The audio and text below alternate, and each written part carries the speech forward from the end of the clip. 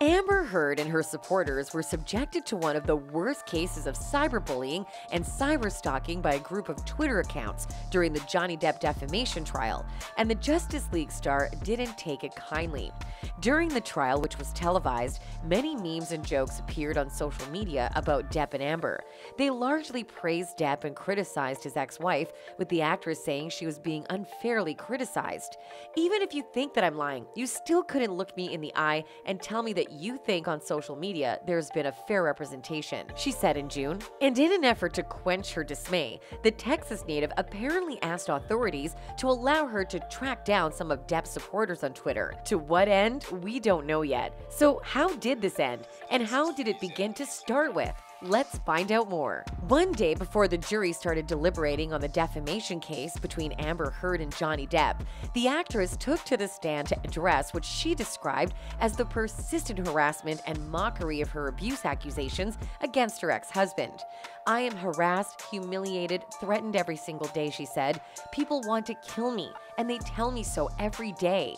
She continued, "Perhaps it's easy to forget that, but I'm a human being," she said. "And even though Johnny promised that I deserve this and promised he'd do this, I don't deserve this." Everyone thought Amber was less serious until it was recently revealed through a leaked document that actually wanted over 200 Twitter accounts tracked down and suspended. Part of the leaked document reads, "The subpoena is also subject to objection because it seeks to intrude on the legitimate privacy interests of more than 200 Twitter account holders on the thin basis that these third-party consumers have posted unfavorably about Ms. Heard."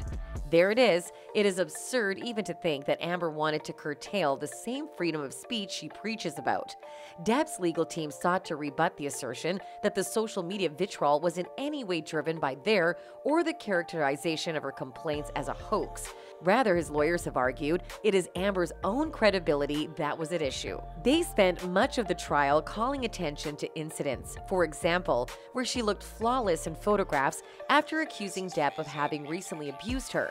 At one point during Amber's testimony, spectators in the courtroom reacted audibly to her remarks, prompting Judge Penny Askren to offer a stern warning. "If I hear one more sound, I will clear the gallery and will continue this testimony without anybody in the courtroom. Understood?" she said. Before, during, and even after the trial, anti-Amber sentiment quickly spread beyond the comment section, spawning a whole taxonomy of memes valorizing Depp. Photos of him in the witness box were inscribed with his inspirational quotes, so that, Depp once said that people cry not because they are weak, but because they have been strong for far too long. Everyone has a breaking point. Instagram Explore page was suddenly sprinkled with photos of Depp in his prime, much younger versions of the actor kissing Winona Ryder and Kate Moss, or holding a toddler-age Lily Rose Depp in sepia. But when Amber's face popped up, it was alongside captions like, "You can see the moment she remembers she was supposed to be sad." After Depp alleged that the actress defecated in their bed when he left her, Amber turd and #MePoo trended on Twitter for days. And as much as it may be true that some of Depp's supporters went overboard in vilifying Amber, she had no right to profile them, let alone track and hope to shut them down. This may work against her as soon as the appeal hearing begins. Remember, this information is based on theories and opinions and therefore shouldn't be considered facts. And that's it from us today. Until next time, bye!